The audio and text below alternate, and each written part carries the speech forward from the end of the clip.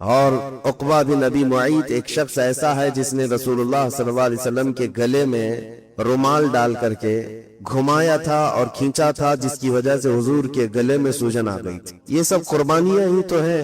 اور مکہ مکرمہ میں عمار بن یاسر اور ان کے والد گرامی کو آگ میں جلایا جاتا تھا، بلال حبشی کو، خباب ابن الارت کو، خبیب ابن عدی کو، زید بن دسنہ کو۔ یہ وہ صحابہ ہیں جن کو مکہ والوں نے تڑپایا ہے، صرف تڑپایا نہیں، ان کے ایک ایک عضو کو کاٹا ہے، انگلیاں کاٹی ہیں، ناخنوں کو کھینچا ہے، کان کاٹے ہیں، ناک کاٹے ہیں۔ قربانیوں کی ابتدا تو زمانے نبوی میں ہو چکی تھی، اور مرد تو مرد ہے، عورتوں نے بھی قربانیاں دی ہیں۔ سیدہ بی بی سمیہ جن کو ابو جہل نے گھوڑے کے پیروں سے باندھ کر کے دوڑایا تھا، اور پھر گھوڑا دوڑتے ہوئے آیا تو ان کی شرمگاہ پر تیر مار کر انہیں شہید کیا گیا۔ یہ پہلی شہیدہ ہیں اسلام میں۔ عورتوں نے بھی قربانیاں دی ہیں، بچوں نے بھی دی ہیں۔ آج یہ ایک میسج ہے آپ تک کہ اللہ تبارک و تعالیٰ نے کتنے سکون کی زندگی آپ کو دی، ہمیں دی ہے۔ اس دور میں ایک اذان دینے کے لیے نہ ہمیں کوئی دقت ہے، نماز پڑھنے کے لیے ہمیں کوئی تلوار لے کر نہیں کھڑا ہے کہ اگر سجدے میں جاؤ گے تو سر کاٹ دوں گا، کوئی ایسی مصیبت نہیں ہے۔ رب تبارک و تعالیٰ نے بے پناہ آزادیاں دی ہیں، پلس اس پر یہ کہ ہمیں اچھا کھلا بھی رہا ہے، اچھا پلا رہا ہے، اچھا پہنا رہا ہے، ہمارے دولت میں فراوانی ہے، سب کچھ ہے، یہاں پر آرام ہی آرام ہے۔ اس کے باوجود ہم دین پر کتنے قائم ہیں یہ دیکھنے کی ضرورت ہے۔ آج ہم اپنے دین اسلام کو اپنے گھروں میں ہی اجنبی بنا رکھے ہیں۔ اسلام اسلام کے نعرے تو ہم لگاتے ہیں، لیکن اس اسلام کو نہ ہم اپنی بچیوں پر دیکھنا چاہتے ہیں، نہ بیویوں پر دیکھنا چاہتے ہیں۔ ان کو ننگا گھمائیں گے، اس وقت اسلام کہاں ہے؟ اسلام کے نعرے لگانے والے۔ یقیناً اسلام سے تمہاری اگر محبت ہے تو تمہیں اسلام کو اپنے گھر میں بھی دیکھنا ہوگا، اپنے گھر کے اندر بھی۔ جب ننگا ناچ رہے ہوں اور عورتیں بے پردہ باہر جا رہی ہوں تو اس وقت تم دین اسلام کو تو بے پردہ کر کے بھیج رہے ہو۔ اسلام سے محبت کا معنی یہ ہے کہ آپ اپنے اوپر بھی اسلام کو پسند کرو اور اپنے گھر والوں پہ بھی اسلام کو پسند کرو۔ یہ نہیں ہے کہ اسلام کو ہم نے اپنے گھروں میں اجنبی بنا رکھا ہے، دوسرا آئے۔ حیرت کی بات ہے، اسلام تو ہمیں مسجدوں میں تو نظر آ جاتا ہے، جمعہ میں اگر آ گئے سب کے سب سجدہ ریز ہیں، لیکن یہی اسلام شادیوں کے محلوں میں کیوں نہیں نظر آتا؟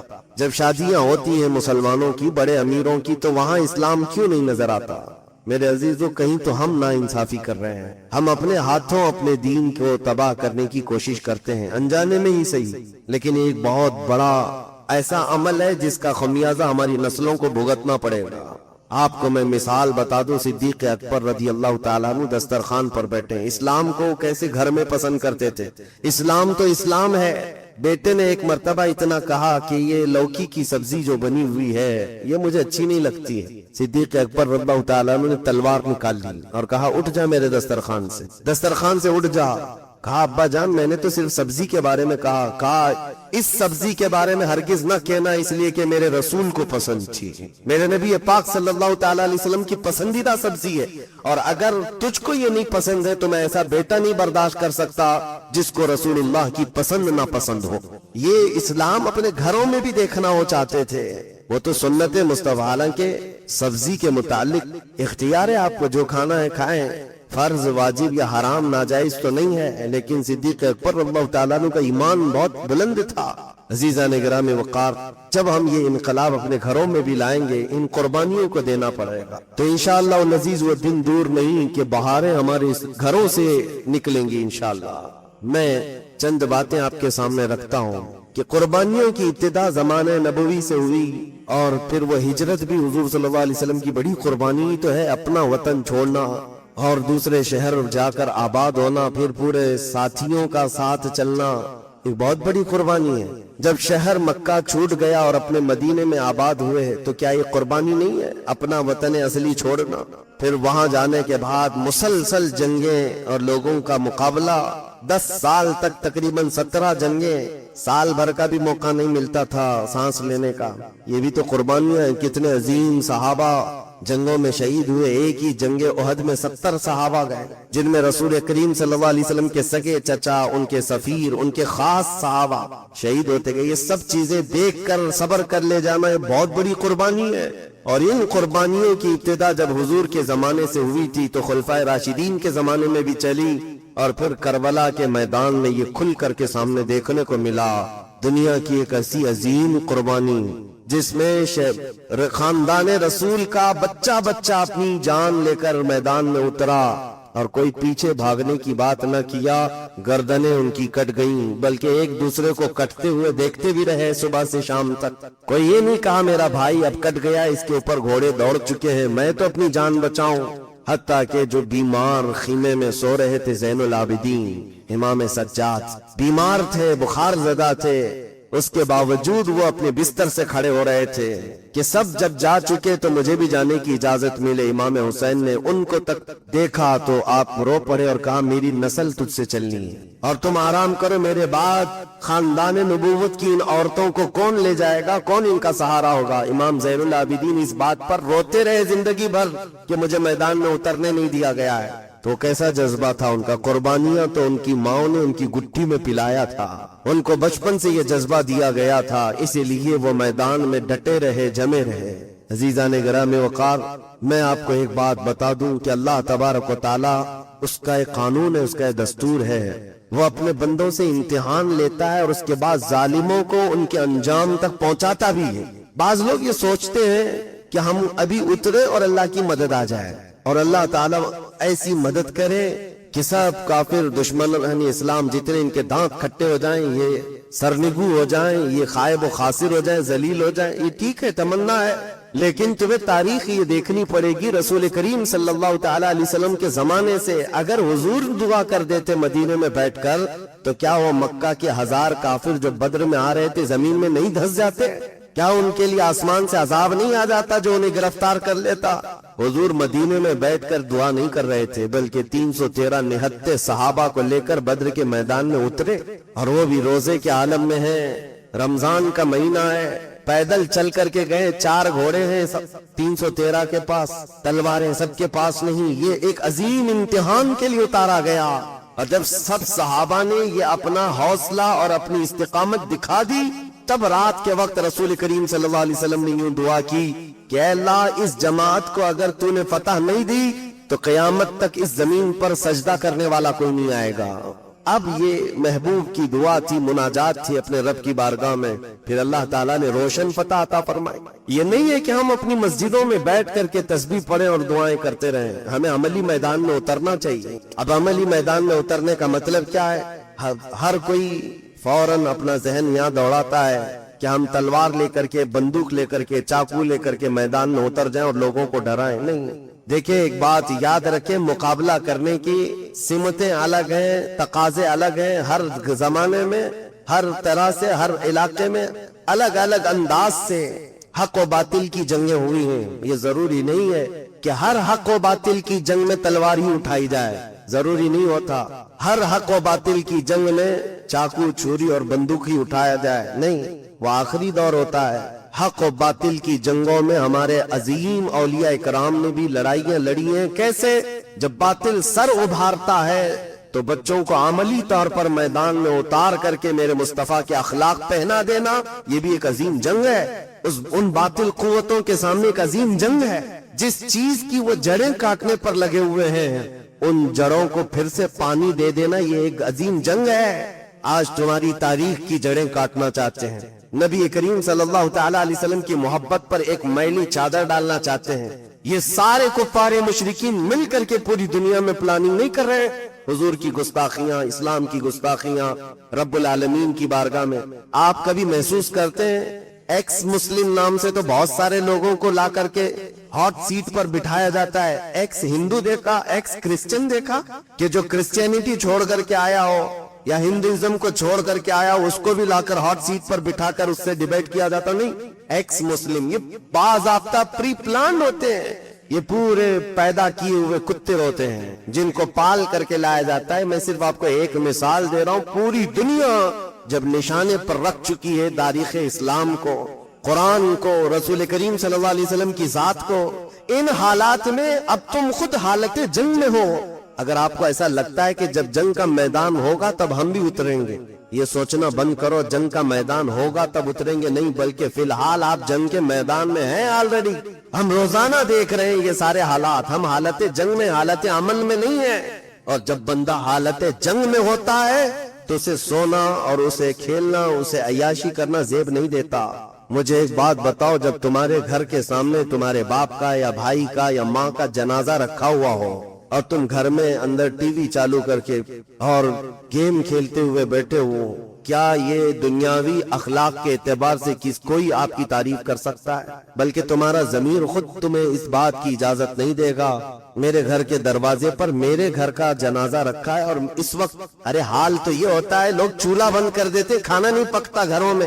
تو جب امت مصطفیٰ پر ایسے سخت حالات آئے ہیں تو جوانوں سے میں یہی کہتا ہوں، کچھ وقت تو نکالو قرآن پاک کے لیے، کچھ وقت تو نکالو رسول محترم صلی اللہ تعالی علیہ وسلم کی شریعت طاہرہ کے لیے۔ آج اگر تم نہیں اٹھے اور تم نے اپنے عملی میدان میں کوششیں نہیں کی تو پھر بات یہی ہے کہ امت اس وقت ان حالات سے گزر رہی تھی کہ روزانہ ملک شام، فلسطین، یمن، عراق، ہر جگہ سے بچوں کی چیخیں آتی رہیں اور ہم تو موج مستی میں رہے۔ آپ لوگوں کا ایک سوال ہو سکتا ہے ہمیں کیا کرنا چاہیے؟ میرے عزیزو، دل کو نرم کر دینا یہ بھی بہت بڑا کمال ہے۔ اپنے دل کو نرم کر لو، بس یہاں بیٹھے ہو، تم جا نہیں سکتے اتنے بڑی دور اور وہاں جا کر کے مقابلہ نہیں کر سکتے، یہ ہمیں بھی تسلیم ہے، ہمیں بھی پتا ہے، لیکن ہمارا تقاضا صرف اتنا ہے یہاں بیٹھے ہوئے دل سخت تو نہ کرو۔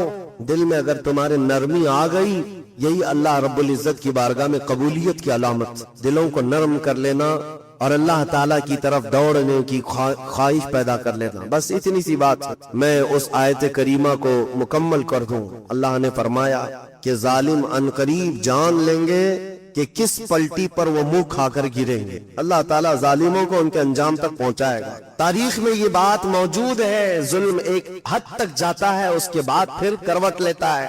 الحق یعلو ولا یعلی علیہ، حق غالب ہو کر رہے گا، اس پر اللہ کسی اور کو غالب نہیں کرے گا۔ ہاں، چند دنوں کے لیے چاند پر بھی گہن لگ جاتا ہے، لیکن اس کا مطلب نہیں کہ چاند کالا ہو گیا۔ جب گہن ہٹتا ہے تو پھر چاند اپنے شباب کے ساتھ چمکتا بھی ہے۔ اگر خاندان نبوت پر کربلا جیسا واقعہ پیش آیا ہے تو اس کا مطلب یہ نہیں ہے کہ نبی کا خاندان مٹ گیا۔ دنیا آج بھی جانتی ہے، پوری دنیا کے چپے چپے میں میرے مصطفیٰ کا خاندان آباد ہے، سادات کی خوشبو ہر جگہ موجود ہے، لیکن تخت پر بیٹھے ہوئے شاہی حکمرانوں کے خاندان کہاں چلے گئے؟ یزید کے بچے کہاں ہیں؟ یزید کا خاندان کہاں ہے؟ کوئی نہیں بتا پاتا۔ اس لیے یاد رکھو، رب تبارک و تعالیٰ قرآن میں فرماتا ہے کہ ظالم عنقریب یہ جان لیں گے کہ وہ کس پلٹی پر گرائے جائیں گے۔ اب ایک بات میں آپ کو بتاؤں، حالات پھر سے ہمارے ساتھ ایسی ہی ہیں۔ کربلا واقع ہونے کو ہے اور یزیدی فتنے جنم لے چکے ہیں، جگہ جگہ یزید ہیں اور وہ اپنے طاقت کے زور پر پوری دنیا کے نظام کو بدلنا چاہتے ہیں۔ اب ہم پوری دنیا میں نہ جائیں تو اپنے ملک میں ہم حالات دیکھ رہے ہیں۔ یہاں پر اب حسین اعظم کے کردار کو زندہ کرنے کی ضرورت ہے۔ ہم چھوٹی چھوٹی سی باتوں پر بلک اٹھتے ہیں، تڑپ اٹھتے ہیں۔ کہاں حسین اعظم کی کردار؟ کربلا کے میدان میں اترنا بہت دور کی بات ہے۔ ہم چھوٹا سا کسی کا تانا دیا ہوا برداشت نہیں کر پاتے۔ ہم چھوٹی لڑائیوں میں آپے سے باہر ہو جاتے ہیں، آسمان سر پر اٹھا لیتے ہیں۔ امام حسین سید الشہداء کی بات میں بتاتا ہوں، سیدنا غوث گوالیاری رحمت اللہ علیہ ایک بڑے بزرگ گزرے ہیں، اللہ کے ولی، بڑے صبر والے تھے۔ ان کی ایک مثال میں آپ کے سامنے رکھتا ہوں۔ وہ ایک بار راستے سے جا رہے تھے، ڈاکو کچھ راستے پر پریشان کر رہے تھے، کبھی ان کا جبہ کھینچا، کبھی ان کا امامہ کھینچا۔ تو ان کے مرید ساتھ میں تھے اور ان کے ساتھ ان کی ایک نواسی تھی، چھوٹی سی 8 سال کی یا 7 سال کی بچی تھی، اس کو ساتھ میں لے کر چل رہے تھے۔ تو یہ جو گنڈے تھے، موالی تھے، وہ کبھی آپ کا جبہ کھینچے، کبھی امامہ کھینچے۔ تو ان کے مرید کہتے، حضور آپ کی شان اتنی بلند، ان ظالموں کو دیکھیں کیسی شرارت کر رہے ہیں، ان کو کچھ انجام تک پہنچائیں۔ سیدنا غوث گوالیاری نے کہا، ہم اہل سلوک ہیں، اللہ کی طرف چلنے والے، ہم جلال کا اظہار نہیں کرتے، ہم صبر کرتے ہیں، ہم صبر کرتے ہیں۔ آگے چلنے کے بعد کچھ اور بدماشوں نے ان پر دھول پھینکا، مٹی پھینکی۔ آپ نے کپڑے جھاڑ لی اور کہا، ہم اہل سلوک ہیں، صبر کرتے ہیں، جواب نہیں دیتے، ان دیے ہوئے مظالم کے ہم جلدی جواب نہیں دیتے۔ مرید بار بار کہتا تھا، حضور ان کو ہلاکت کی دعا کر دیں۔ کہا نہیں، اہل اللہ والے بد دعا نہیں کریں گے، صبر کرتے ہیں۔ آگے چلنے کے بعد ایک ڈاکو نے ان کی چھوٹی سی جو نواسی تھی، اس کے کان میں جو بالیاں تھیں، انگلی ڈال کر کے یوں کھینچا کہ بچی کا کان پھٹ گیا۔ بچی کا کان پھٹ گیا۔ سیدنا غوث گوالیاری نے دیکھا بچی کا خون، بچی کا کان لہولہان ہے، صرف آپ نے انگلی سے یوں اشارہ کیا، اے رب العالمین اس کو تباہ فرما۔ وہ جو گنڈا موالی تھا جس نے انگلی ڈال کر کان پھاڑا تھا، ہوا میں اڑا اور واپس ایسے پتھر پر پٹک دیا گیا کہ سر پھٹ گیا، جگہ پر مر گیا۔ اب یہ واقعہ میں یہاں بیچ میں کیوں کہہ رہا ہوں، اس کا کیا ریلیشن ہے؟ مرید صادق ساتھ میں تھے، کہا حضور آپ تو کہہ رہے تھے آپ اہل اللہ ہیں، آپ مظالم کا جواب نہیں دیتے، بچی کے کان پڑ جاتے ہی آپ نے تو اس کو ہلاک کر دیا۔ سیدنا غوث گوالیاری نے تاریخی جملہ کہا، میاں یہ ہم سب کیا قیامت تک آنے والے اپنے اوپر آنے والے مظالم کو تو دیکھ سکتے ہیں، بچوں کی تکلیف کو گوارا کر لینا صرف امام حسین کا کام ہے۔ صرف اس صبر کے درجے پر وہ صرف کربلا کی داستان میں ہے، باقی کوئی نہیں برداشت کرتا۔ یہ حقیقت ہے میرے عزیز۔ اولیاء اکرام کی بھی فہرست دیکھ لیں، ان پر جو ظلم ہوئے ہیں سب برداشت کیے گئے، لیکن سامنے اگر کسی باپ کے بچے کو تڑپایا جائے یہ گوارا نہیں ہوتا۔ آج بھی ہماری کیفیت یہ ہے، ہم بخار کو سہ لیں گے، ہم بیماریوں کو سہ لیں گے، لیکن بچہ اگر تھوڑی دیر سردی میں بھی آ جائے ہمارا دل گوارا نہیں کرتا، ہم اسے سینے سے لگائیں، کبھی ادھر بھاگے کبھی ادھر بھاگے، ڈاکٹروں کے چکر لگائیں، بچوں کی تکلیف باپ نہیں دیکھ پاتا۔ اب اس بات کو سن کر کے پھر اندازہ لگاؤ کربلا کے میدان میں اس حسین کا کلیجہ کتنا بڑا تھا، جنہوں نے اپنے جوان بیٹے علی اکبر کی لاش اپنے کندھے پر اٹھا کر لائے، اور وہ بھی ٹکڑے ہو چکی لاش جس کے ٹکڑے ہو چکے تھے، اور اپنے سگے بھتیجے امام قاسم کی لاش جس پر گھوڑے دوڑ چکے ہیں، اور پھر اس پر طرفہ یہ کہ 6 ماہ کے چھوٹے بچے کو جب ان کے ہاتھ میں موجود پانی کی طلب لے کر آنے پر گلے پر تیر چلا دیا جائے، بچہ جب ہاتھوں میں خون میں لت پت ہو، اس منظر کو دیکھ کر دنیا کی کون سی ہستی ہے جو برداشت کر پائے؟ اپنے سگے بھائی کو کٹتے ہوئے ہاتھ دیکھا، عباس علمبردار کو، اور اس کے بعد ان کے سینے پر نیزہ مار کر جب یزیدیوں نے شہید کیا، تب تک میں نے دیکھا ہے تاریخ میں امام حسین نے صرف اتنی بات کہی جن کی عمر 60 سال کے قریب ہو چکی ہے، 60 سال کی عمر کے قریب رب العالمین کی بارگاہ میں صرف اتنا کہا، الآن انکسر ظہری، اے اللہ میری ریڑھ کی ہڈی ٹوٹ گئی، تیرے علاوہ کس سے شکایت کروں، تیرے علاوہ کس سے میں شکایت کروں؟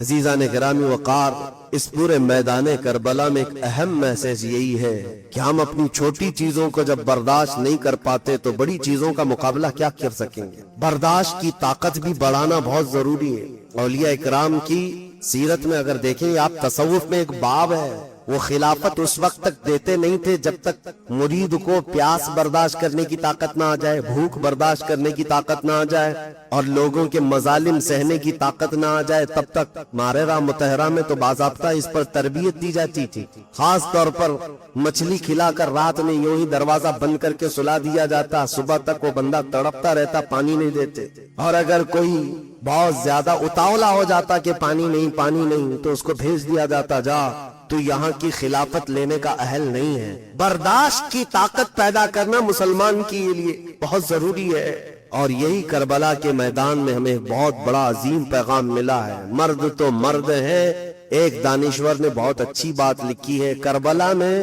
موتیں تو ہوئیں، حسین اعظم کی موت، شہادت، علی اکبر کی شہادت، امام قاسم کی شہادت، سب کی ایک بار ہوئی، لیکن اس میدان میں سب سے بڑا جگر رکھنے والی کوئی شخصیت ہے تو سیدہ زینب ہے، جو پورے میدان کو دیکھتی بھی رہی۔ ان کے بچے بھی سامنے شہید ہوئے، بھائی شہید ہوا ہے، بھتیجے بھانجے سب شہید ہوئے، اور اس کے بعد جو حالات ہوتے ہیں، سب کی موت کے بعد جب ان کو بندی بنا کر، قیدی بنا کر دمشق تک لے جایا جا رہا ہو، زنجیر باندھ کر کے، رسول اللہ کی وہ شہزادی نے کتنا سہا ہوگا۔ یزید کے دربار میں پہنچنے کے بعد انہوں نے اپنے اندر جتنا تھا سب نکال دیا۔ آج 1400 سال ہو گئے سیدہ زینب کا دیا ہوا خطبہ جو دمشق کی جامع مسجد میں یا یزید کے دربار میں آج تک حرف بحرف سلامت ہے۔ لوگ آج اس کو پڑھتے ہیں تو رو پڑتے ہیں۔ سیدہ زینب نے جو خطبہ دیا تھا، ایک ہی جملہ اگر میں بتاؤں میرے عزیزو، سیدہ زینب نے کہا تھا، دنیا کی ہر ماں اپنے بیٹے پر روتی ہے اگر بیٹا انتقال ہو جائے، ہر بہن اپنے بھائی کی موت پر روتی ہے، ہر پھوپھی اپنے بھتیجے کی موت پر روتی ہے، لیکن زینب کے لیے یہ تلاش کرنا ہی مشکل ہے وہ روئے تو کس پر روئے، بھائی پر کہ بیٹے پر کہ بھتیجے پر کہ بھانجے پر، سب کی لاشیں ایک ساتھ۔ عزیزان گرامی وقار، کربلا کے اس میدان میں ایک بہت عظیم پیغامات دنیا کو ملے ہیں، آپ سن ہی رہے ہیں اور ہر سال سنتے رہتے ہیں۔ اس کا خلاصہ صرف اتنا ہی ہے کہ اپنے دلوں کو جوان رکھو، بیدار رکھو، سہنے کی طاقت بھی، اور اس کے علاوہ ایک بات اور کہ ظلم زیادہ دیر تک نہیں چل سکتا، اللہ تعالیٰ کی مدد آ ہی جاتی ہے۔ آپ کو یہ نہیں کہا گیا کہ ظلم سہتے ہوئے تم خاموش رہ جاؤ، نہیں، مار برداشت کی جا سکتی ہے، پھانسی برداشت کی جا سکتی ہے، لیکن زبانی خاموش نہیں رہا جا سکتا، حق بات موت تک کہی جانی چاہیے، یہ پیغام ہے۔ اس کا کوئی الٹا میسج یہ نہ لے لے، سہنے کی طاقت کا مطلب یہ نہیں ہے کہ خاموشی سے سہتا رہے، بلکہ اس پر تو ظالموں کو خوشی ہے کہ ہم نے مارا، دیکھو چپ ہو گیا، نہیں، سہنے کی طاقت کا مطلب یہ ہے کہ تم ظلم تو سہ لو، شکایت اس سے نہیں، بلکہ جس بات پر تمہیں ظلم دیا جا رہا ہے وہ اسلام کی حقانیت پر 1000 کوڑے لگ جائیں، لیکن تمہیں اس بات پر قائم رہنا ضروری ہے۔ آج جیسے موب لنچنگ کے حالات آ گئے، نوجوانوں کو باندھ کر کے مار کر کے ان سے کہا گیا کہ ان کا نام لو، ان کا نام لو، یہ حالات سے ظلم تو ہو ہی گیا، ان بچوں نے سہ لیا، مرنا تو ویسے بھی تھا، لیکن کسی اور کا نام لے کر کے کیوں اللہ اکبر کہہ کر جائے تو اس پر عظیم شہادت کا ثواب بھی ہے، بلکہ ان شہیدوں کو مولا حسین کی پڑوسی ہونے کا شرف حاصل ہوگا۔ ان حالات کے تقاضوں کے اعتبار سے میں صرف آپ کو یہی کہنا چاہوں گا کہ اپنے گھروں میں دین اسلام کو پسند کرو۔ امام حسین کی آخری وصیت جو اپنی بیٹی کے لیے تھی، وہ ہر باپ اپنی بیٹی کو آج وصیت کر کے جائے، ہر باپ اپنی بیٹی کو وصیت کر کے جائے۔ سیدہ سکینہ جو 9 سال کی تھی، اور امام حسین جب کربلا کے میدان میں آخری مرتبہ جا رہے تھے تو اپنی بیٹی کو یہ کہا تھا کہ بیٹی جو کچھ بھی ہو جائے، حالات جتنے بھی بدل جائیں، تم رسول اللہ کے خاندان سے ہو، اپنے پردے کی حفاظت کرنا، اپنے حجاب کی حفاظت کرنا۔ یہی بات تو ہے، دمشق کے بازار میں جب امام حسین کا سر لے کر جا رہے تھے نا، سب بھیڑ لگی تھی لوگوں کی دیکھنے، حضرت سکینہ اور دوسری عورتیں بھی پیچھے تھیں۔ ایک صحابی رسول اس زمانے میں 80 سال کے ہو چکے تھے، وہ آئے، انہوں نے یہ لٹا ہوا قافلہ دیکھا تو رو پڑے، اور قریب آئے، سیدہ بی بی سکینہ چھوٹی سی تھی، کہا بیٹی تم کس کی بیٹی ہو؟ لڑکی نے کہا یہ جو سر جھا رہا ہے میں اسی کی بیٹی ہوں۔ وہ صحابی پھوٹ پھوٹ کر روئے، کہا اے بچی، میں برسوں سے ملک شام میں ہوں، میں رسول اللہ کا صحابی ہوں، اس گردن کو چومتے ہوئے دیکھا ہے میں نے رسول اللہ کو، جس کو آج ان کی امت نیزے پر لے جا رہی ہے۔ اے میری بچی، کوئی حاجت ہو تو بتاؤ، میں یہیں کا رہنے والا ہوں۔ اس بچی نے 9 سال کی عمر میں، جبکہ قافلہ لٹا ہوا جا رہا ہے، کہا کہ پہلی بات تو اس دیار غریب میں ہم سے کوئی پوچھنے والا تو آیا، اور اگر آپ پوچھتے ہیں ہماری کوئی حاجت ہے، یہ بھوکا قافلہ تھا، یہ پیاسا قافلہ تھا، تڑپ کر کہتی کہ کھانا پانی تو لے آؤ۔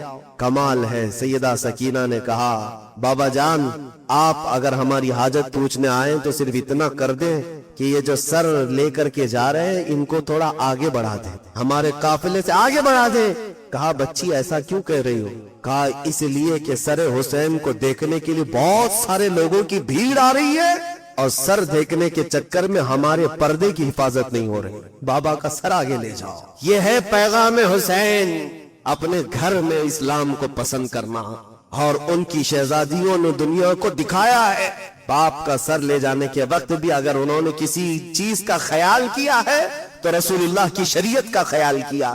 یہاں ہمارے گھر میں نارمل بھی کسی کی موت ہو جائے تو عورتیں تو بے پردہ باہر نکل آئیں گے، نہ ان کے سروں کے دوپٹوں کا خیال ہے، یہ ماتھا پیٹنا، سینٹنا پیٹنا، ان کو تو کوئی ہوش و حواس نہیں رہتا، چاہے جیسی حالات آ جائیں۔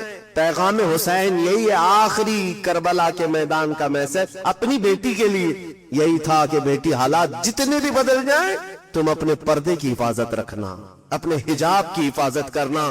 کیوں پیغام نہ دیتے حسین؟ اس لیے کہ اس گود میں پلا ہوا حسین ہے جو فاطمہ کا لاڈلا، جس کو کسی آنچل نے، جس کے آنچل نے آج تک نہ دیکھا مہر و ماہ نے، اعلیٰ حضرت نے فرمایا چاند و سورج نے جس کے آنچل کو نہ دیکھا ہو، اس ردائے عفت پہ لاکھوں سلام، سیدہ طیبہ ظاہرہ اس جان احمد کی راحت پہ لاکھوں سلام۔ اس حسین اعظم کا پیغام کیوں نہیں ہوتا؟ ماں کو دیکھا تھا، ماں کی وصیت کو بھی سنا تھا کہ رات کے وقت جنازہ لے جائے، کوئی جنازے کو بھی دیکھنے نہ پائے۔ عزیزان گرامی وقار، یہ بات صرف اس لیے کہہ رہا ہوں کہ آج بدلو، اپنے گھروں میں اسلام پسند کرو۔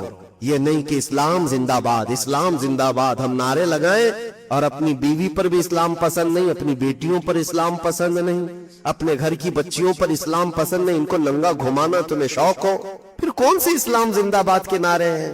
پہلے اپنے گھروں سے اس کی شروعات ہو۔ تو میں سمجھتا ہوں کربلا کا پیغام ہر گھر میں پہنچ گیا۔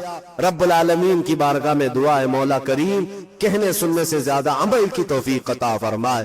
قدیر و جبار خدا ہمارے گھروں میں حسین اعظم کی محبت میں پلنے والے جوان پیدا فرما، ہماری بچیوں کو سیدہ کائنات فاطمۃ الزہرا کی کنیزوں میں شامل فرما، قیامت کے دن اہل بیت نبوت اور رسول اللہ کے صحابہ کے ساتھ ہمارا حشر عطا فرما۔